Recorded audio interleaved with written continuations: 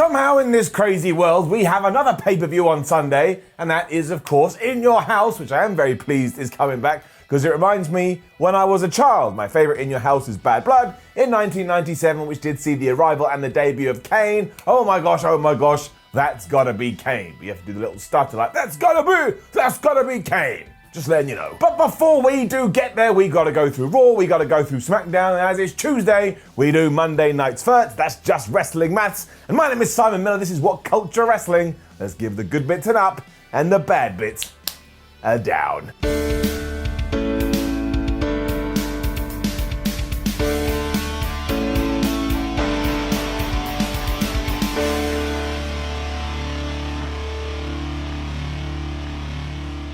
Raw started off with Seth Rollins and his cronies coming to the ring, and as Byron Saxton rightfully asked, why would Seth Rollins be the guy hosting a Rey Mysterio retirement ceremony? Because that is what we were doing here. And as it turns out, despite the company, WWE, promoting the fact that Rey Mysterio is going to retire, it was actually just a lol troll by Seth Rollins. Somebody explain that to me. It was gibberish to begin with, because if somebody tried to eat my eye and then tried to also host my goodbye party, I would turn up and say, this is bullshit. Now thankfully Seth is really good in this role, so he gets away with a lot, which is also the same as the way he talks. Because he said here that Aleister Black doesn't understand the situation. He doesn't understand that Rey Mysterio had to be sacrificed for the good of Raw. Now I have no idea what that means, but he said it with conviction. He then aired a very positive video in tribute to Rey Mysterio, but of course it finished with that eyeing. Is that a word? No, it's not, but it pissed Aleister Black off so much, he came out to the ring and he just started to beat Seth Rollins up. And that was mostly because we were getting Seth Rollins versus Aleister Black, and it was time for that little doozy. And I was worried when this started because WWE had promoted it all week. And you know how that goes. Usually you get like Monday, Tuesday, Wednesday, Thursday, Friday, Saturday, Sunday, go, oh my gosh, it's gonna be the best thing ever. And then there's shenanigans. But there was no shenanigans, it was good enough. They got a good 20 minutes here, and also a bunch of storylines were checked along the way. For example, when Austin Theory and Murphy, who were still at ringside, were about to attack Aleister Black, out came Humberto Carrillo with his Humberto chair and was like, no, I am balancing out the odds. Good. So we did have the Chump in the Chair, which is also the name of my first kids book that will be in bookstores next week. And I'll tell you what the highlight was. The highlight was when Seth Rollins came off the top rope and Aleister Black just kneed him right in the face. I thought Rollins' skull was just going to explode and Aleister Black would eat his brains. Because, you know, Aleister Black's all dark and weird. As for the finish, well, I am torn. And really it comes down to the fact that if WWE didn't do this all the damn time, there'd be nothing wrong with it. But after Seth Rollins had tried to hit his own most devastating move in sports entertainment, Aleister Black then did hit the most devastating move in sports entertainment, the surprise roll-up, and he beat Seth Rollins, clean as a whistle, whoof, in the middle of the ring. Also bring down the counter, that's 37. Here's the thing though, in this instance I don't mind it because it allowed Aleister Black, like I say, to pin Seth Rollins, a former world champion's shoulders, to the mat, and that means loads to Aleister Black. In fact, it's probably the biggest thing he's done ever since he was having that program with Murphy. You can never let a good guy have too much of the spotlight though, because as soon as this did happen, Austin Theory and Murphy were attacking Aleister Black, and not even Humberto and his weapon were able to sort this out because the number game was just too much, and that's why Seth Rollins, being the asshole that he is, he grabbed Humberto and he made Aleister Black watch as he curb stomped his face right into the mat. I don't know what I'm holding here. It's Humberto Carrillo's head. Tom Phillips did keep saying throughout all of this that Rey Mysterio is the mentor of Aleister Black. Is he? I don't think that's the case. I don't think I've ever heard that in the history of the world. And who knows where this is leading. I know. It was the six-man tag. Angel Garza and Zelina Vega were then in the back, and there's no two ways about it. Angel Garza is just obsessed with sex. I mean, he was talking to Charlie Caruso here, who wanted his opinions on his match last week that was very controversial. And that annoyed Vega. She went all Street Fighter 2 on her like, you better shut up. Garza did calm her down though, because this was not the time for aggressive sexual intercourses. And he gave a lovely flower to Charlie Caruso, who was so happy until Zelina just walked up to her and tore it up. It was actually very funny. WWE is also desperate to make you believe that Randy Orton versus Edge may be the greatest match of all time. I mean, they say it literally every 7 seconds. You'll cut back to the commentators or someone and they go, well, you know, some people think this could be the greatest match of all time. Nobody thought that, WWE, until you made it a marketing slogan. Anyway, they rolled out Shawn Michaels here to try and justify this once more, somebody who probably can say he's had some of the greatest matches of all time. And he does think that both of these guys have it in them, and yeah, I agree. The problem being, you have now set the bar so high, not even Sheamus and Cesaro can see it, but also, we don't have any fans, and I will die on this hill. You try and give me any kind of wrestling match that can be the best and number one without an organic reaction from an audience. Anyway, we shall see. The Hurricane picked Edge to win, mostly because Ric Flair had picked Randy Orton to win the previous week. And look, maybe the Viper comes out, gets on the microphone and goes, Simon Miller, here's $1 million, and then yes, I will think it's the greatest wrestling match of all time. Lana and MVP were then arguing again, and I don't even know what the problem is. MVP is responsible for getting her husband a world title shot. She should be over the moon. But no, she thinks MVP is just using Bobby Lashley, her Bobby, to further his career, and MVP was like, yeah, well, I think you're doing the same. So Lana stood there for about 72 years, and then just slapped him in the face. It wasn't very nice. We then hit the top of the second hour, and really strangely, WWE then recapped everything between Aleister Black and Seth Rollins that had only happened 59 minutes prior. And I was so baffled by this, I had to check that I hadn't fallen asleep and woken up 7 days later to the start of next week's Raw. Like, I get why they do it. They must have some kind of metrics or statistics to say, oh my gosh, loads of people tune in at the end of hour 1 to end of hour 2. But for the idiot that like me, that watches the whole thing, I felt like I'd gone bonkers. My man Apollo Cruz is out next though, and doesn't he look good with that United States Championship over his shoulder? You bet your ass he does. He was doing an in-ring interview with Kayla Braxton and he kept it nice and simple. He's a champion, he's in control, so he is also going to choose his next challenger, and he picks the one and only Kevin Owens. KO obviously then arrived because it's wrestling, and when someone does say your name on WWE TV, you do just magically appear in the ring. And at first he was like, look, I don't want to take this challenge because I think you're pitying me just because Angel Garza whooped my ass last week. And then Apollo Crews was like, no, you're worthy, you're deserving, I want to have this fight. So then Kev was like, all right, we'll do it. But now I feel sorry for you because your reign as champion is going to be the shortest ever. Pow, pow, shot fired. The match was really good too, and I think they both have great chemistry. And there was also this amazing spot halfway through when Kevin Owens, I think unintentionally, smacked Apollo Crews right in the balls, and the referee went, you hit him right in the groin. One of those moments where having not a real crowd is actually advantageous. Unfortunately, as I already hinted at earlier, one of WWE's ideas was just around the corner, like peeking, like, hee hee hee, when am I going to run down? Because even though these two have been fighting for 10 minutes, when they had both knocked each other out, here came Andrade, here came Angel Garza, they started to beat them up, it was a disqualification, and then it just became a tag team match for absolutely no reason. Like, why do we just do the same thing all the darn time? Down. However, because then it did transition into this good guy versus bad guys match, well, that's actually a lot better. So up. Andrade proves that his roll-up absolutely sucks, because not only did he surprise Apollo with it, but he had his feet on the ropes, and he still couldn't get the 1, 2, 3, but that allowed Cruz to hit the twisting sit-out powerbomb thingy and get another win over Andrade. That's 3 in a row. Apollo Crews is on a roll, and it makes me feel good right down to my feet. That's right, Apollo Crews, you can have my toes. So he's got his number, which is also how the women's champion Asuka feels, and she was being interviewed in the back. She was all like, at Backlash, I'm going to whip Nia Jax's ass so bad, she don't know what's going to happen to her. And later on, I got to beat Charlotte, and we all know Charlotte doesn't improve, whereas I, the Empress, I just keep getting better and better. And Asuka is so good because even though she was like wacky Asuka during this, singing and going, and she's got green paint all over her face, when she gave her go-home line, she went all serious, and I was like, damn it, I believe every word she says. She getting up. And really, who doesn't like Asuka? There's already one guy in the comments going, I don't think, screw that guy. The Street Profits and the Viking Raiders are then back in their series of challenges, and this week's is bowling. Look, I'm just going to say this. Is it too long? Yes. Are some of the edits really weird? Yes. But are these four having the time of their lives, and does their joy come out of my TV screen and wash over my face like a fountain? The answer is yes, and therefore it's getting up. There was yet more jokes with turkey legs, and just as a small aside, I think we can just leave the turkey leg jokes for now. And this also ended when Eric grabbed Ivar and just hurled him down the bowling alley, and they got a strike, or they knocked down the remaining pins, and apparently that counts as a legal maneuver. I don't think it does. It's like the Royal Rumble, where somebody gets eliminated, comes back into the match, throws somebody else out, and the referees just go, yeah, we think that's fine. We can't really be bothered to check it. It does mean the series is now tied, and in my head, well, if you are 2-2, and you want someone to go 3 for 2, why don't you have a good old-fashioned wrestling match for the Raw Tag Team titles, and then the winner is the winner that stands to reason. But again, this was stupid, it was dumb, there were jokes about smoke and the jokes about bowling balls on stomachs, which was very, very odd.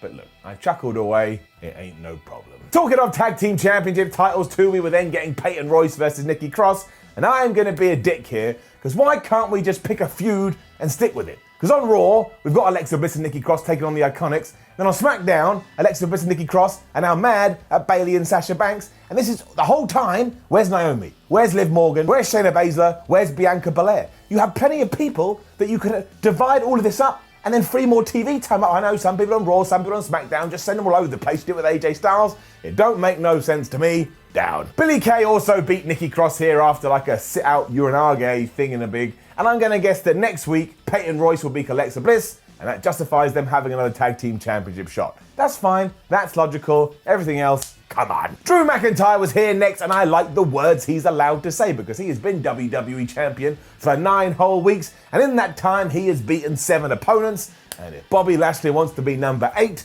well, you know what, that's just fine. Drew McIntyre is all right with me, Simon the Bald Asshole Miller. It was then time for the Rey Mysterio retirement ceremony, I guess, even though we knew it wasn't going to be, and really what it was a Skype call with Rey Mysterio.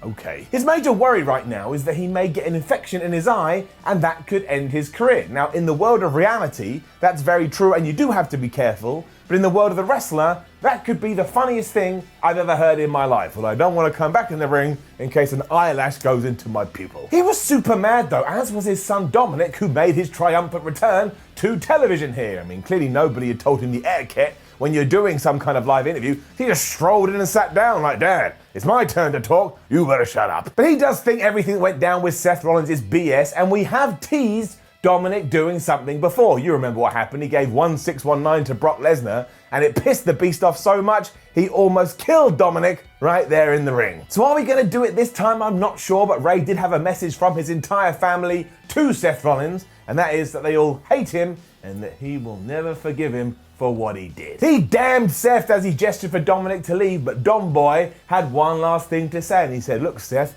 I know you like scripture, so remember this, an eye for an eye. And I then like to think when the cameras went off, Rey Mysterio facepalmed and went, did you just say an eye for eye? That's so cheesy. What did you do that for? He then got sent to his room, he got grounded, and he'll learn. No puns, even though this is really good up. Nia Jax also had some words, and she came sauntering down to the ring and got a microphone and said, look, everybody's got this wrong. I'm not the bully here. Asuka and Kairi Sane, they've been bullying me.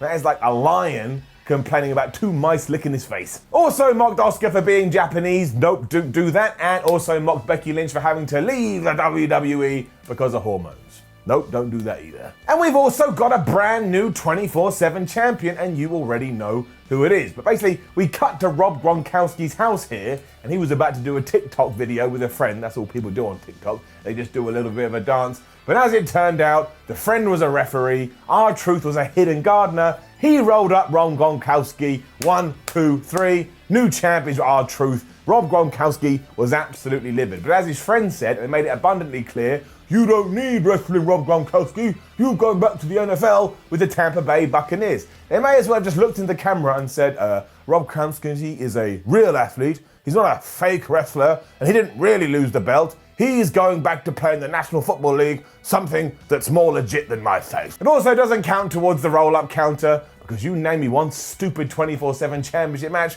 that didn't involve a darn roll-up. We then went back to the Performance Center, and it was Nia Jax versus Kairi Sane, and my word, everybody was watching this like a hawk. Because if you do enjoy a bit of online wrestling news, you would have known, because Raw was pre-taped this week, that there was a spot where Nia Jax apparently hurt Kairi Sane, and that means we have to get our pitchforks out and be like, oh, Nia Jax, I'm gonna come and I'm gonna say terrible things. I saw the spot, I just thought it was a wrestling accident. I didn't think it was anybody's fault, so there. It's still gonna get her down, but mostly because I've already seen Nia Jax absolutely wallop Kairi Sane twice. I didn't need to see it again, and really, what I would like to happen is Kairi Sane to be separated from all of this and put on a singles push and have a singles run because she's an incredibly talented wrestler. So yes, down. Jax posed afterwards and Asuka came out to check on her friend and stare at Nia Jax, and I'm a little worried that Nia Jax may win the title at Backlash.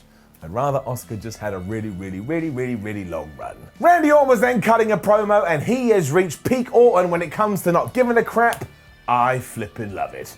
up. He straight up said here that he has half-arsed the wrestling business for the last 20 years and he still has all-time greats like Ric Flair looking at him and saying, my word, Randy is also one of the best. And Edge, the rated R superstar, can't handle that because he had to scratch and claw all his way to the top and he's still not as good as the man who hears voices in his head. Yep, Orton is great and he said that Edge's career finally will come to an end at Backlash thanks to the 3 most destructive letters in all of sports entertainment.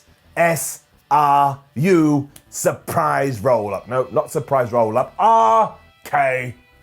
This, my friends, was very good. And then came out Charlotte and she too wanted a microphone and she told everybody in the crowd, look, all of you should be focused on becoming the next Io Shirai and becoming the next Rhea Ripley because then you can get in the ring with me and I will beat you down because I'm the queen. And that goes for Asuka as well. She thinks she's the empress, but nobody is better than me. And she danced around like some kind of crazed fool. That didn't happen, but it could have done. And she's going to prove that right now because we were having Charlotte versus Asuka, and this was just great. Much like their WrestleMania match, these two are absolute fire when they get together. I actually thought this was the best match on Raw. Maybe Aleister Black versus Seth. All of it was good. I loved it. It's getting up. But the finish, the stinking finish, somebody tell me what the hell happened because nobody on the show seemed to want to give me an answer. It's almost like WWE only has one idea too, and it's just wearing me down. It's wearing me down to now, every time I'm watching Raw, this is me getting worn down, but every time I'm watching Raw and a match starts, my brain goes, Simon, I don't think this is going to end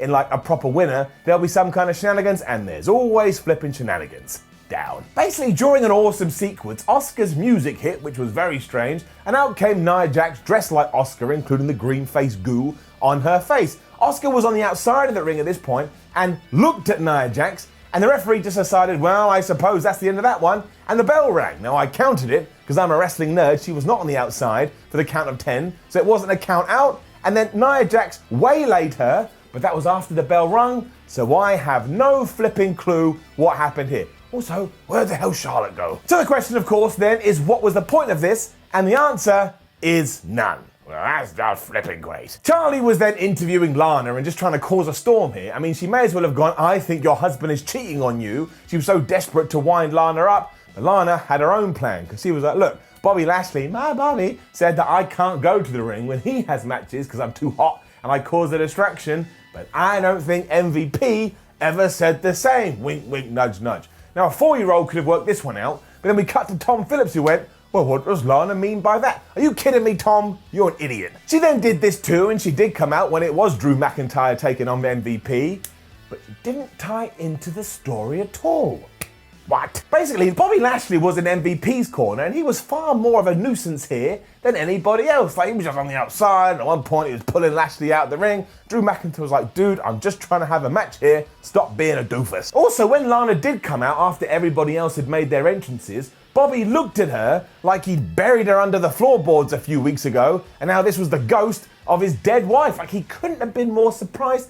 I knew what was going on. Why didn't he? This was also really short too, and nobody really did much of anything. And after about 120 seconds, Drew McIntyre hit the Claymore kick. He got the 1, 2, 3, and the now retired MVP, who's been retired for around about 6 months, but for some reason keeps having matches, he lost once again. The aftermath did help a lot more, because as soon as this was done, Bobby Lashley jumped in the ring and he locked on the full Nelson, and that's how Raw went off air. Now, it did go off very abruptly, which leads me to believe that as I'm talking to you still now, in that ring, people are still trying to pull Bobby Lashley off Drew McIntyre, because why else would he break the hold? We were already told it's unbreakable. For everyone going nuts going, why did Raw cut so quickly when it was a pre-tape show? Because they had that Raw talk thing afterwards and they wanted you to tune in for that. Come on. But I did think it was the weakest part of this narrative so far. The Lana thing doesn't work for me. I don't need that at all. I'd much rather it was MVP and Bobby Lashley just being flipping awesome and kicking Drew McIntyre's ass. In fact, if you had had no shenanigans throughout the rest of the show, this would have been the match to do some shenanigans, so Bobby Lashley and MVP